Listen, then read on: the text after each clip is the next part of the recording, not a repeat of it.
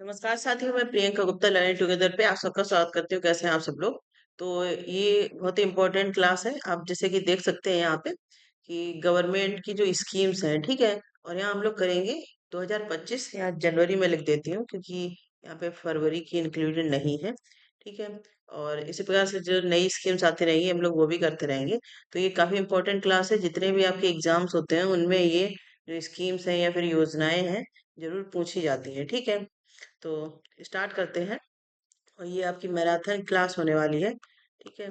तो इसको अच्छे से देखिएगा और जितने भी पॉइंट हैं यहाँ तक मैंने कोशिश की है कि जितने भी की पॉइंट हैं उनको इंक्लूड किया जाए।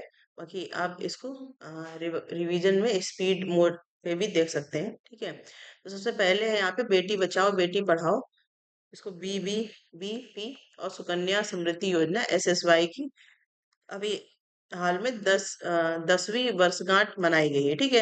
हम लोग यहाँ से जो स्टार्ट कर रहे हैं सबसे पहले आपकी 2025 की होंगी जनवरी, उसके बाद आपकी 24 और 23 की इम्पोर्टेंट जो है, ठीक है। क्योंकि 24 तक आपके एग्जाम में जरूर पूछी ही जाएंगी।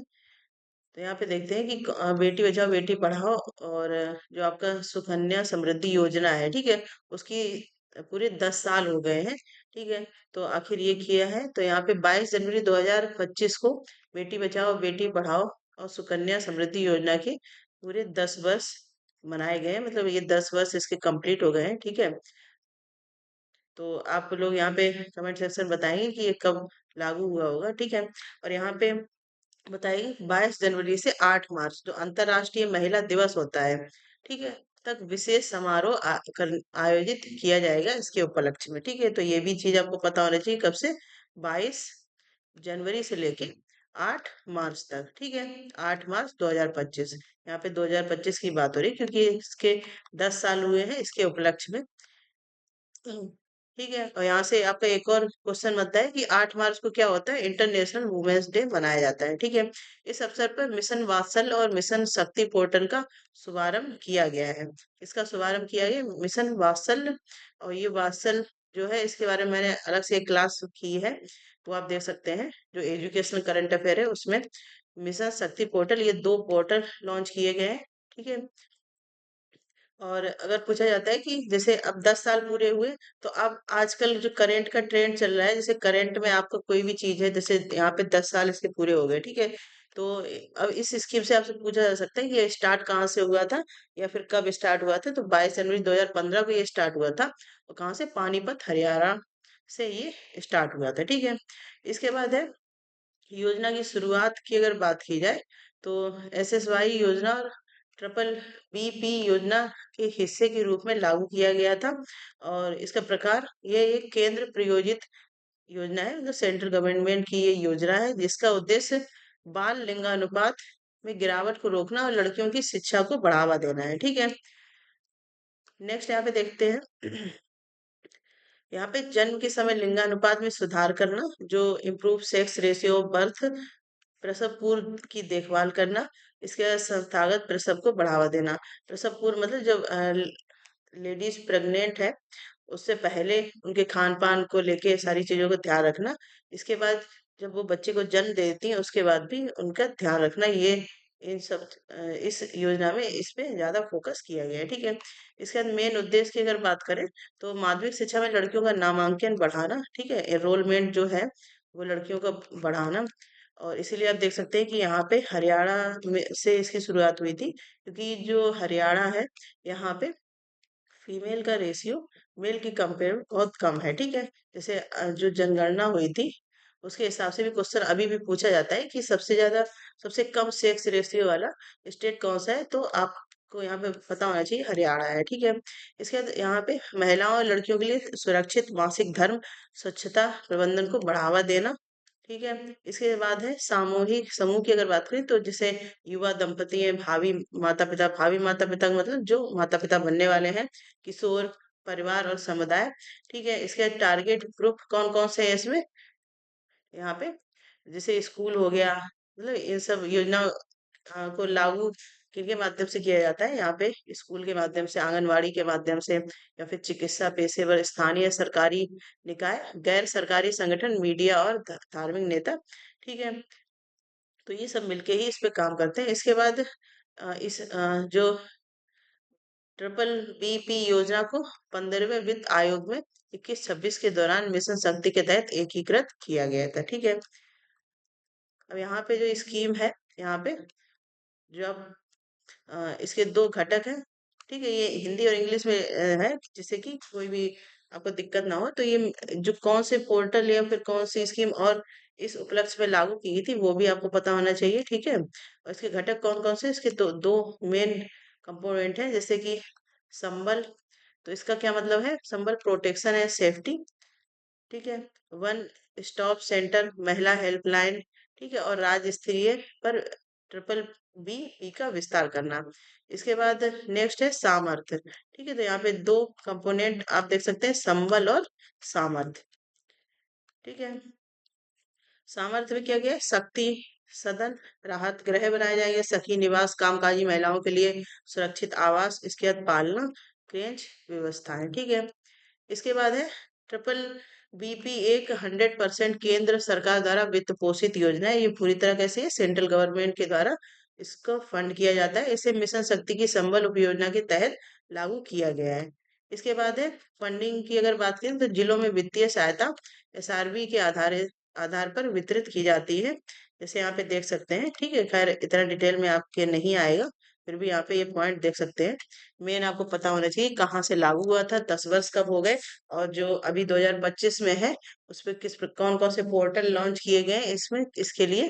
ठीक है, अगर की इंटरवेंशन की बात करें तो यहाँ पे कन्या शिक्षा प्रवेश उत्सव, जिसके तहत स्कूल छोड़ चुकी 1 लाख से अधिक लड़कियों को पुनः नामांकित किया जाएगा। ठीक है, जो मतलब ड्रॉप आउट हो चुकी है। इसके बाद बेटियां बने कुशल अभियान के माध्यम से लड़कियों को कौशल विकास प्रशिक्षण दिया जाएगा।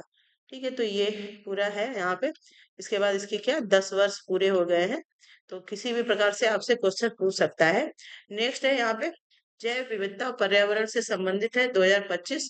ये किसके लिए किया गया? जो ग्लेशियर है जो पिघल रहे हैं का संरक्षण का अंतर्राष्ट्रीय वर्ष घोषित किया गया है। ठीक है, यहाँ पे बायोडायवर्सिटी एनवायरनमेंट से रिलेटेड है। 2025 को किस रूप में मनाया जाएगा? ग्लेशियर कंजर्वेशन के रूप में। ठीक है, तो इस प्रकार से भी क्वेश्चन पूछे जाते हैं आपसे कि यूएन के द्वारा 2025 को क्या डिक्लेयर किया गया है। तो यूएन 2025 को क्या डिक्लेयर किया है? ग्लेशियरों के संरक्षण का अंतर्राष्ट्रीय वर्ष डिक्लेयर किया गया है, किसके द्वारा? संयुक्त राष्ट्र के द्वारा। ठीक है, तो ये ऐसे क्वेश्चन पूछे जाते हैं आपके जो यूपीएचसीएससी का, अगर आप एग्जाम देते हैं वहाँ पे जीएस जो 30 नंबर का आता है। ठीक है, तो वहाँ पे ऐसे क्वेश्चन काफी पूछे जाते हैं।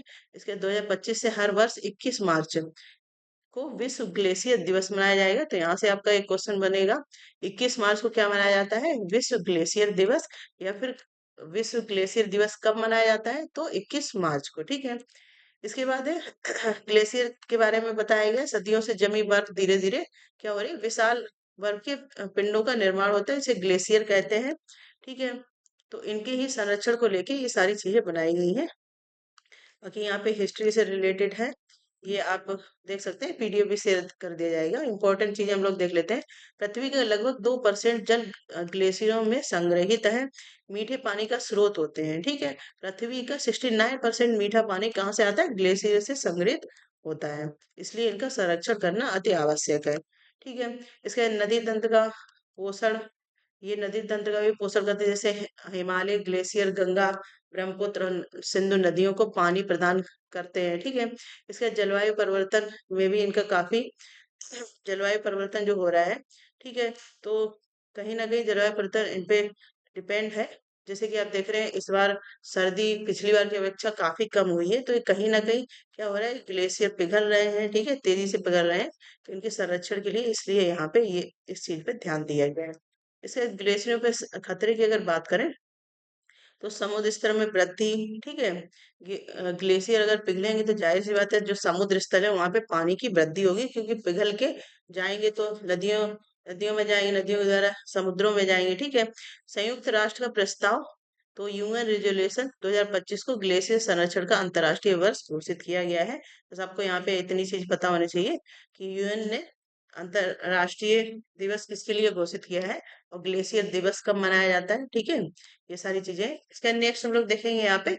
वर्ष 2025 में बच्चों के लिए संभावनाएं, यूनिसेफ की रिपोर्ट आई है 2025 के लिए। तो क्या बोला है यहाँ पे देखते हैं। संयुक्त राष्ट्र बाल कोष यूनिसेफ जो किसके बाल कल्याण के हित में काम करता है। वर्ष 2025 में बच्चों के लिए संभावनाएं, बच्चों के भविष्य के लिए लचीली प्रणालियों का निर्माण में बढ़ते वैश्विक संगठनों संकटों और बच्चों पर उनके प्रभावित प्रभाव की चेतावनी दी गई है, ठीक है।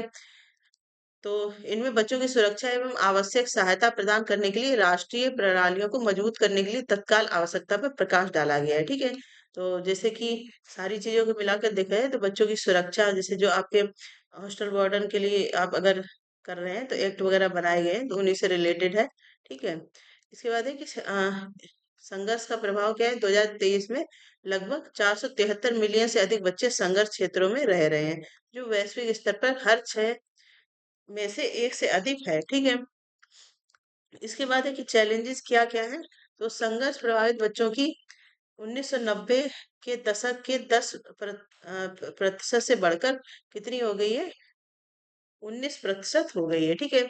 ये बच्चे विस्थापन, इसमें संघर्ष का मतलब क्या हो गया, किन किन चीजों से बच्चों के भविष्य के लिए चिंता की विषय बन गई है। जैसे विस्थापन हो गया, भुखमरी होगी, बीमारियों और मानसिक आघात जैसी समस्याओं का सामना करना पड़ रहा है बच्चों को, ठीक है। और ये कितना बढ़ गया, 19% यहाँ पे बढ़ गया है। इसके बाद है लगभग 400 मिलियन बच्चे उन देशों में रहते हैं जो ऋणग्रस्त हैं, जिससे शिक्षा, स्वास्थ्य सेवाएं और सामाजिक सेवाओं में निवेश सीमित होता है, ठीक है। इसके बाद विश्व बैंक का अनुमान की अगर बात की जाए तो निम्न और मध्यम आय वाले देशों के लिए बाहरी ऋण 5% वृद्धि से शिक्षा बजट में 12.8 बिलियन अमेरिकी डॉलर की कमी हो सकती है, ठीक है। तो विश्व बैंक के अनुमान से इस प्रकार से ये डेटा दिया गया है, ठीक है। इसके बाद हम लोग अगर बात करें तो वैश्विक जलवायु वित्त का केवल 2.4% ही बाल संवेदनशील पहलुओं के लिए आवंटित किया जाता है, जिससे बच्चों के लिए महत्वपूर्ण सामाजिक सेवाएं कमजोर होती हैं, ठीक है। तो इस पे यूनिसेफ ने इसी वजह से चिंता जताई है। इसके डिजिटल जो आजकल बहुत चल रहा है, आप देखते हैं छोटे बच्चे हैं मोबाइल में, पूरे टाइम मोबाइल में, ठीक है। उनको खाना चाहिए तो मोबाइल चाहिए, उनको स्कूल जाने से पहले मोबाइल चाहिए, स्कूल से तुरंत आएंगे तब मोबाइल चाहिए। तो ये भी एक बड़ी समस्या बनती जा रही है। तो डिजिटल सार्वजनिक संरचना डीपीआई के तहत सरकारें बच्चों को शिक्षा, स्वास्थ्य देखभाल और सामाजिक सुरक्षा जैसी आवश्यक सेवाएं प्रदान करने के तरीके बदल रही है, ठीक है। हालांकि डिजिटल विभाजन जो डिजिटल डिवाइड है अभी भी व्यापक है। उच्च आय वाले देशों में युवा जैसे 15 से 24 की अगर बात करें वर्ष अधिक इंटरनेट का प्रयोग कर रहे हैं, जबकि अफ्रीका में केवल 53% युवाओं को इंटरनेट सुविधा प्राप्त होती है, ठीक है। तो डिजिटल डिवाइडेशन है, एक तरफ हम लोग डिजिटल डिवाइड है जो है उसके गैप को मिटाने की बात भी कर रहे हैं, ठीक है। लेकिन कहीं ना कहीं ये बच्चों के लिए बहुत हानिकारक होती जा रही है, जिससे अभी भी बहुत सारे देश हैं जहाँ पे युवा जो है वो ज्यादा इंटरनेट का यूज करते हैं, बच्चे एज कंपेयर टू कम करते हैं, ठीक है। इसके बाद है यहाँ पे तो मेन आपको याद रखना है कि जो बच्चों की चिंताओं के संबंध में किसने हाईलाइट किया, यूनिसेफ ने, ठीक है। अब हम लोग नेक्स्ट देखते हैं यहाँ पे। नेक्स्ट है आपकी one nation one subscription, ONOS, ये काफी इंपॉर्टेंट है, ठीक है। तो ये कब लागू हुई थी, ये 1 जनवरी 2025 को ये लागू हुई थी, ठीक है। इसका देख लेते हैं ऑब्जेक्टिव क्या है। तो अंतरराष्ट्रीय शोध लेखों पत्रकारों तक देशव्यापी पहुंच प्रदान करना। इसके बाद यहाँ पे किसको बेनिफिट होगा, तो 6,300 प्लस सरकारी प्रबंधित उच्च शिक्षा संस्थानों और केंद्रीय शोध एवं विकास संस्थानों से लगभग 1.8 करोड़ छात्र, शिक्षक, शोधकर्ता और वैज्ञानिक इसमें लाभान्वित होता है। ये किसके लिए बनाई गई है, one nation one subscription higher education के लिए बनाई गई है, उनकी रिसर्च फील्ड में हेल्प करने के लिए, ठीक है। या फिर वो हायर एजुकेशन पढ़ रहे हैं, कहीं अच्छे संस्थान में पढ़ना चाहते हैं तो उनके लिए ये स्कीम बनाई गई है, ठीक है। इसके बाद है 30 प्रमुख अंतर्राष्ट्रीय प्रकाशनों से 13,000 कुछ प्लस शोध पत्रिकाएं तक पहुंच, जो वैज्ञानिक विज्ञान, इंजीनियर, चिकित्सा, सामाजिक विज्ञान और मानविकी को कवर करती है, ठीक है। तो इतने संस्थान इसमें काम करेंगे। इसके बाद है कि विश्वविद्यालय अनुदान आयोग यूजीसी के तहत सूचना और पुस्तकालय नेटवर्क नेट इन्फ्ली इन्फ्ली नेट राष्ट्रीय सदस्यता डिजिटल पहुंच का प्रबंधन करेगा। तो यहाँ पे बेसिकली पूछी गई है कि कौन सी एजेंसियां इसमें काम करेंगी। तो यूजीसी और जो आपका इन्फ्लिप नेट है, ठीक है। नेक्स्ट है फंडिंग 3 वर्षों जैसे 2025 से 27 के लिए 6,000 करोड़ का आवंटन केंद्रीय क्षेत्रीय योजना के तहत किया जाएगा। लागू कब हुई है? 1 जनवरी 2025, ठीक है। इसके बाद मेन आपको पता होना चाहिए लागू कब हुई है, कब से कब तक चलेगी, और इसके बाद फंडिंग कौन करेगा, कौन कौन सी संस्थाएं इसमें काम कर रही हैं, ठीक है। और किसके लिए है? हायर एजुकेशन के लिए, उनके रिसर्च के लिए या फिर उनके संस्थानों के लिए, ठीक है।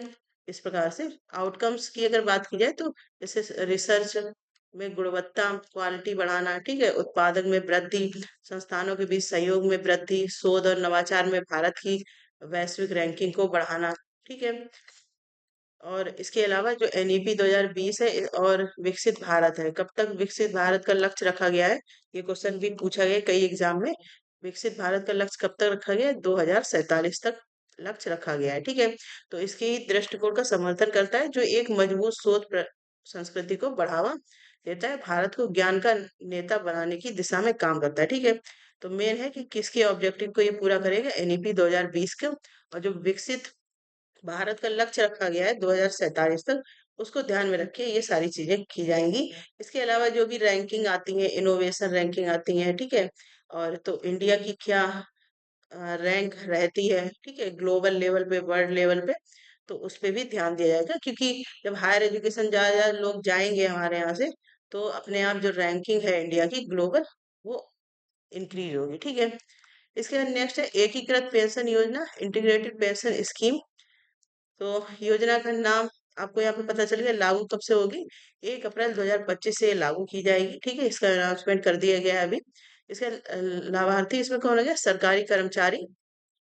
इस योजना को अपनाने का विकल्प दिया गया है। तो मतलब जैसे स्टेट को ये विकल्प है कि ये योजना अपना सकते हैं, अगर कोई स्टेट चाहता है तो नहीं अपना सकता है, ठीक है।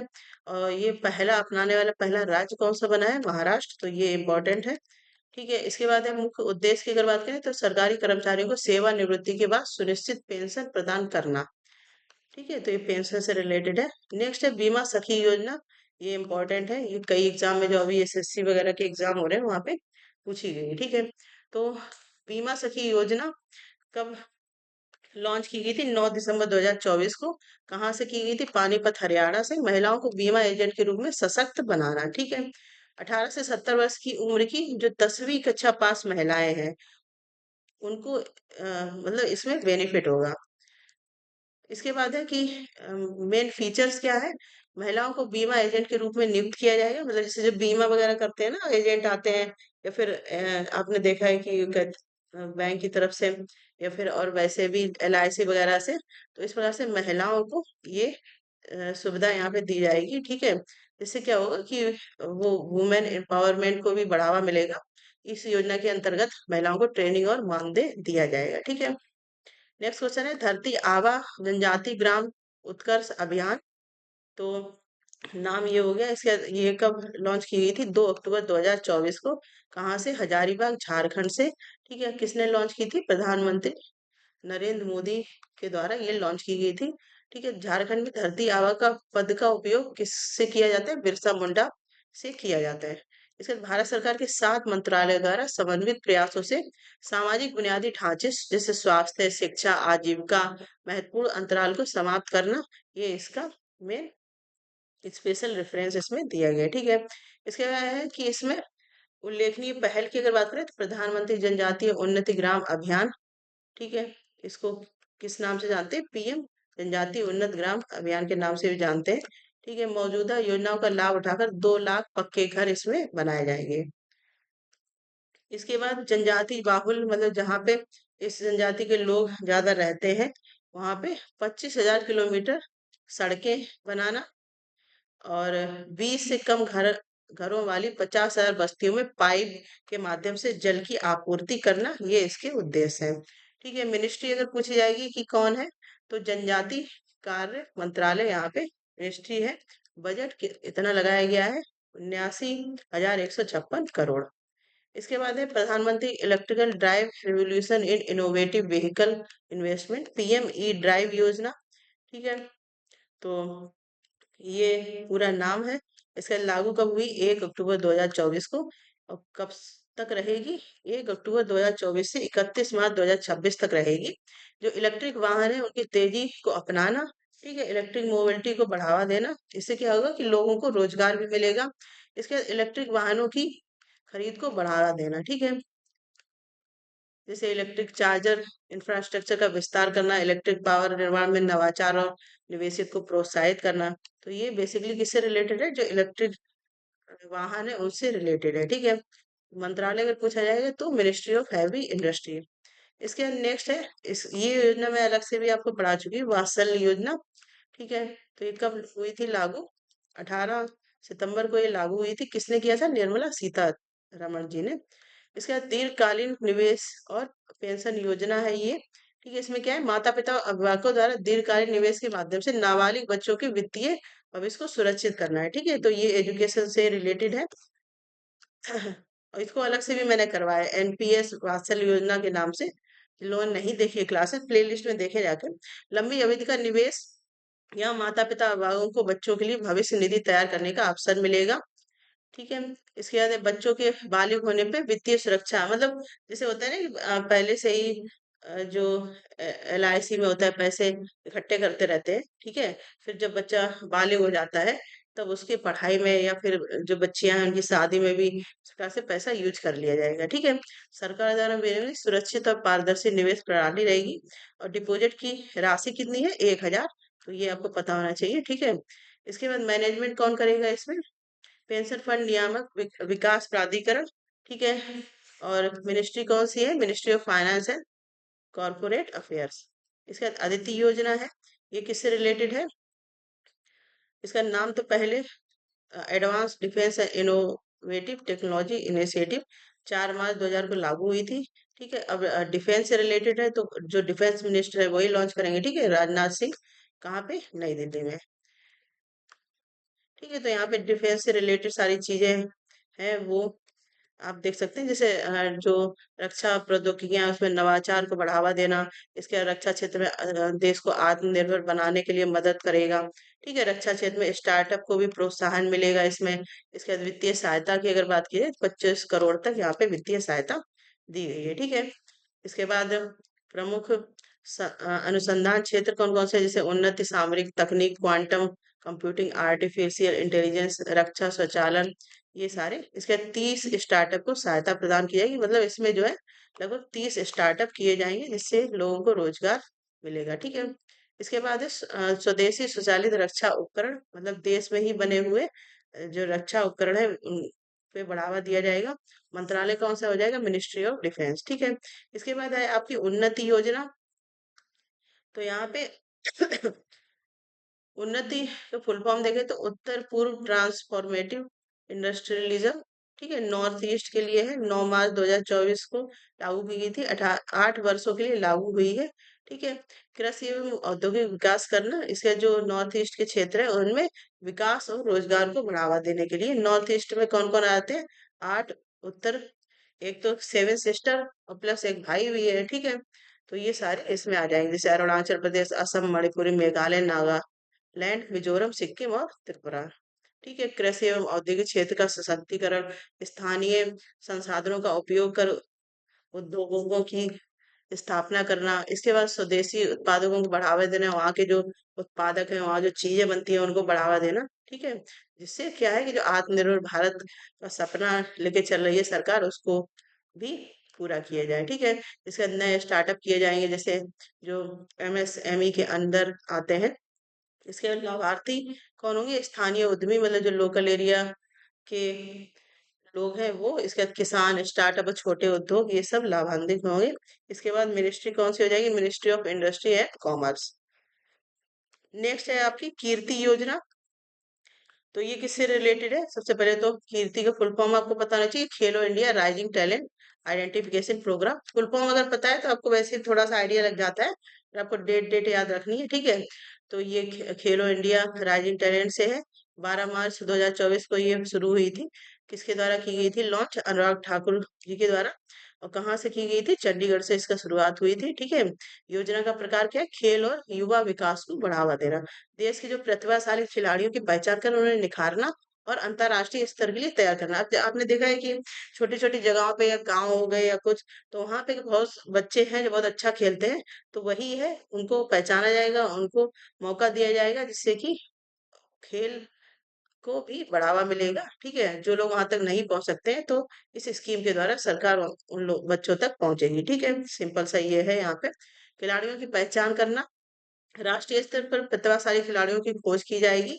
ठीक है। इसके बाद प्रशिक्षण संसाधन, चयनित जो खिलाड़ी होंगे उनको प्रशिक्षण कोचिंग वगैरह भी दी जाएगी।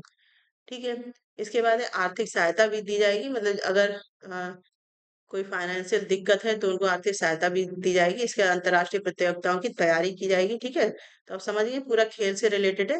खिलाड़ी अपने इंडिया से, अपने गली से, ठीक है, मोहल्ले से खिलाड़ियों को यहाँ पे ढूंढा जाएगा। ठीक है। युवा खिलाड़ी, खेल अकादमी, कोच और खेल संगठनों से जुड़े लोगों के लिए मंत्रालय कौन सा हो जाएगा? Ministry of youth affairs and sport. और कौन है इसके? अनुराग ठाकुर। ठीक है। तो मंत्री भी मंत्रालय मंत्री। इसके बाद कब लॉन्च हुई, ये इंपॉर्टेंट चीज हो जाती है यहाँ पे। नेक्स्ट है अस्मिता योजना। ठीक है। तो ये किसके लिए है? 16 जुलाई 2024 को लॉन्च की गई थी। फिर ये उच्च शिक्षा भाषा विकास योजना के अंतर्गत आती है, जैसे higher education and language development scheme. ठीक है। तो जो भारतीय भाषाओं में उच्च शिक्षा से संबंधित पुस्तकें तैयार करना।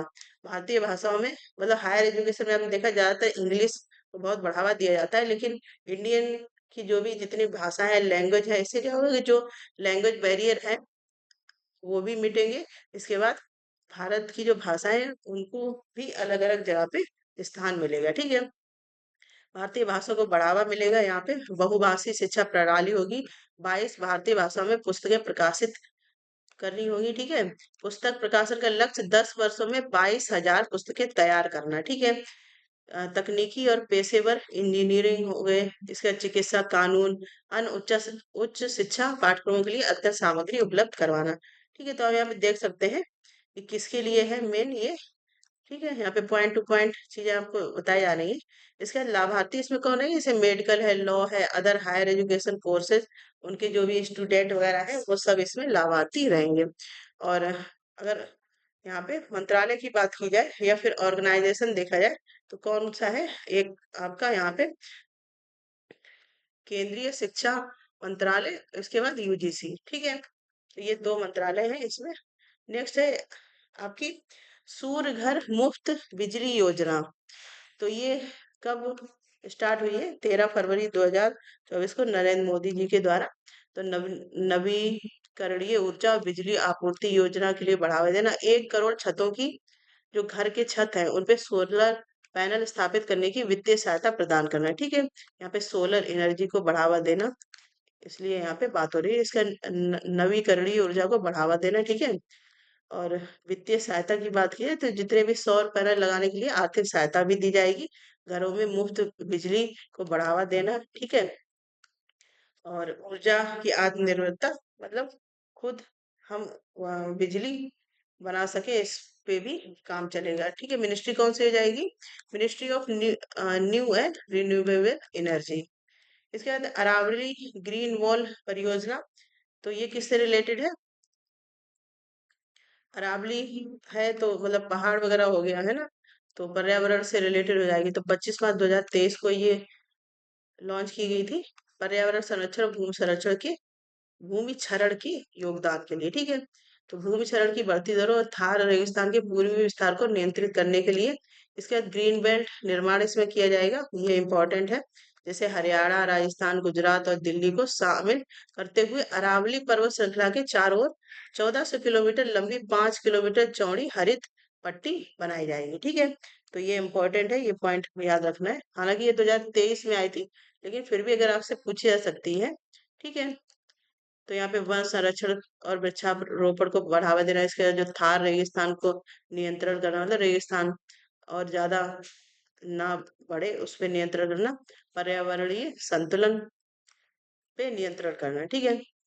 इसके बाद है, अगर पूछा जाए कि ये कहाँ से इसका विचार आया, कहाँ से प्रेरणा मिली, कहाँ से मोटिवेशन मिला, तो अफ्रीकी संघ द्वारा चलाया गया था। कब चलाया गया था? इनिशिएटिव बाय द 8,000 किलोमीटर लंबी और 8 किलोमीटर चौड़ी वृक्षारोपण पट्टी, ये अफ्रीकी संघ के द्वारा चलाया गया था। उससे ही प्रेरणा लेके यहाँ पे ये स्कीम लागू की गई थी। ठीक है, तो यहाँ पे अफ्रीकी देश ये सब आपसे नहीं पूछेगा।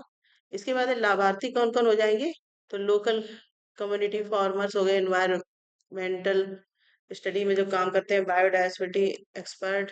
ठीक है, मंत्रालय कौन सा हो जाएगा? Environment, forest and climate change. Next है जल जल अभियान। अब ये किससे रिलेटेड हो जाएगा? जल से, पानी से रिलेटेड हो जाएगा। तो कब आई थी? 16 फरवरी 2023 को। जल संरक्षण और पर्यावरण जागरूकता अभियान से ही रिलेटेड है। ठीक है, वृक्षारोपण, जन जागरूकता, समुदाय आधारित अभियान, इस प्रकार से।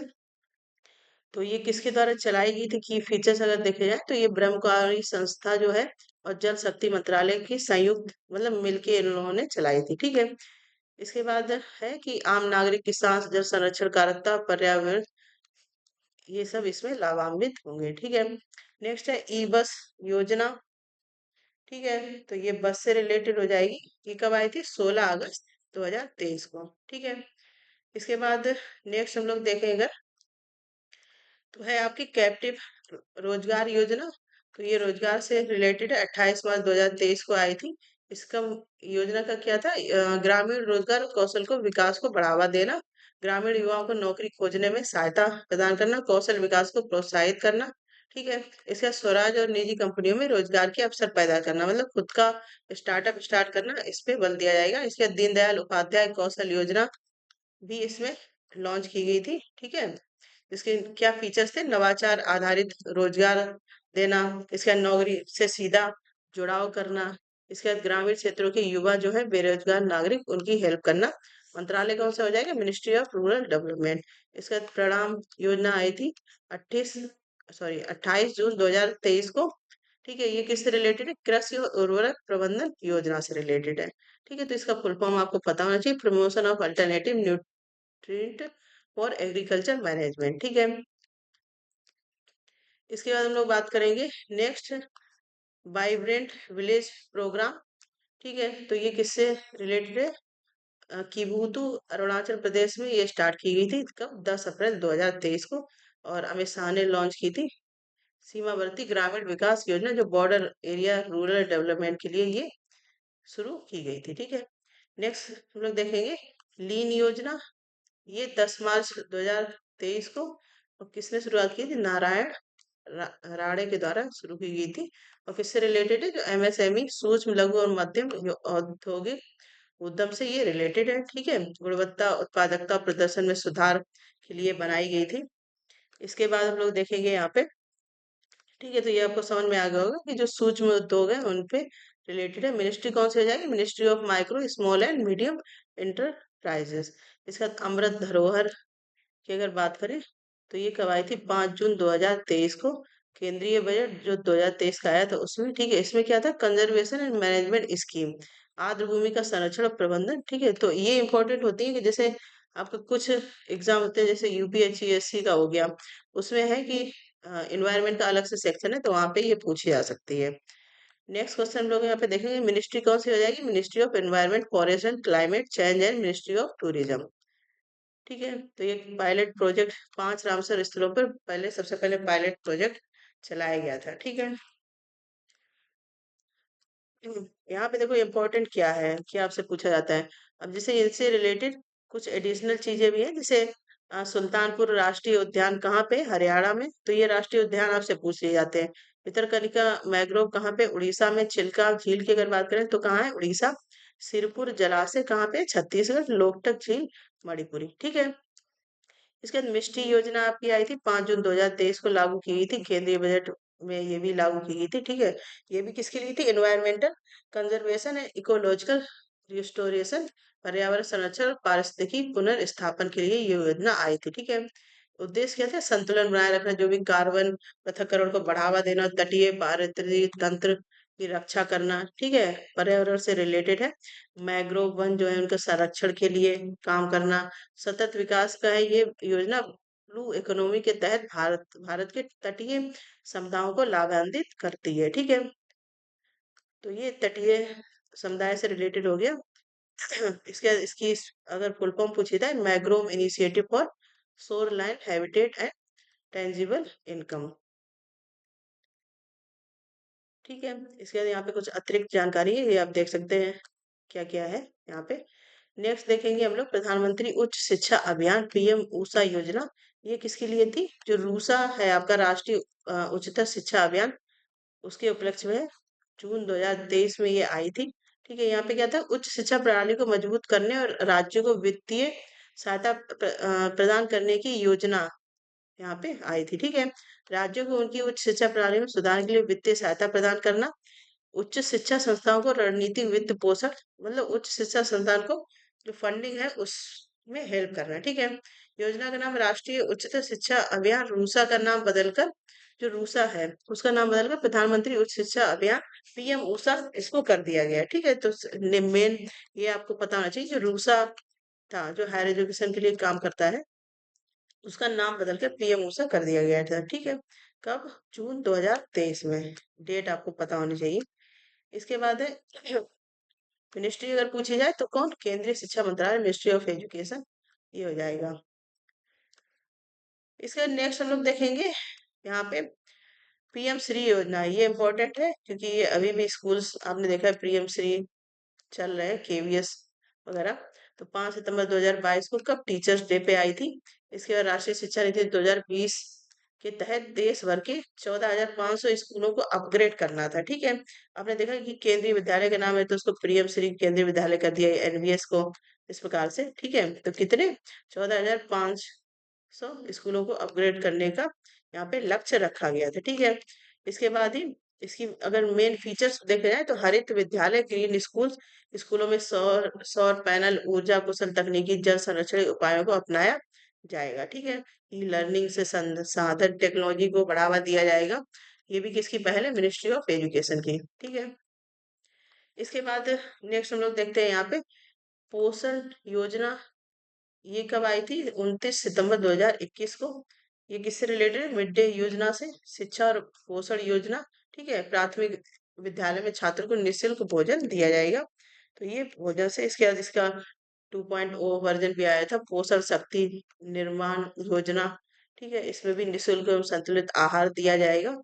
कुपोषण की रोकथाम के लिए ये काम करेगा। ठीक है, और जितने भी जैसे तत्व है योजना में, प्रोटीन, विटामिन, खनिज भरपूर भोजन दिया जाएगा।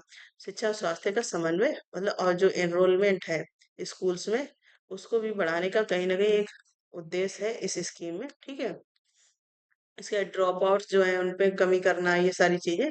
और ये मंत्रालय किस कौन सा है? Ministry of education, ministry of women and child development. ठीक है, तो मंत्रालय जरूर पता होना चाहिए। एक बार भी इसको पढ़ेंगे तो आपके माइंड में आ जाएगा, 102 बार इसको पढ़ सकते हैं। इसके बाद पोषण योजना की बात हम लोग कर ही चुके हैं। ठीक है, पोषण योजना में क्या है? तो ये आई कब थी? 8 मार्च 2018 को। ठीक है, कहाँ से लॉन्च की गई थी? झुंझुनू से। और यहाँ पे कहते हैं जो कुपोषित बच्चों हैं उनकी पहचान करके उन्हें पोषण की सहायता प्रदान करना, और कितने? 0 से 6 वर्ष के जो बच्चे हैं उनके स्वस्थ और संतुलित आहार को उपलब्ध करवाना। ठीक है, तो ये है। और ministry of women and child development को है के अंडर ये योजना आती है। ठीक है, तो ये योजनाएं थी इम्पोर्टेंट, जो इम्पोर्टेंट है। इसके अलावा इस प्रकार से हम लोग, जैसे आपका फरवरी पूरा अभी हो चुका है, तो दूसरा पार्ट भी इसका आ जाएगा। ठीक है, क्योंकि योजनाएं तो आती रहती हैं, लेकिन हाँ यहाँ पे जो इम्पोर्टेंट है इसीलिए 2025 से नीचे ऐसे रखी गई है, जिससे आप इसको स्पीड में भी देखेंगे। एक बार आपके माइंड में आ जाना चाहिए मेन आपको डेट वगैरह, और 24-25 की तो आपको पता होनी चाहिए। ठीक है, इसके अलावा भी जो इम्पोर्टेंट क्लासेस या इम्पोर्टेंट स्कीम्स हैं वो इसी प्रकार से लोग करते रहेंगे। तो बने रहिए लर्निंग टुगेदर से, ज़्यादा ज़्यादा शेयर भी करिएगा। और कोई सुझाव है या फिर कोई डाउट है तो कमेंट सेक्शन में जरूर पूछिएगा। धन्यवाद।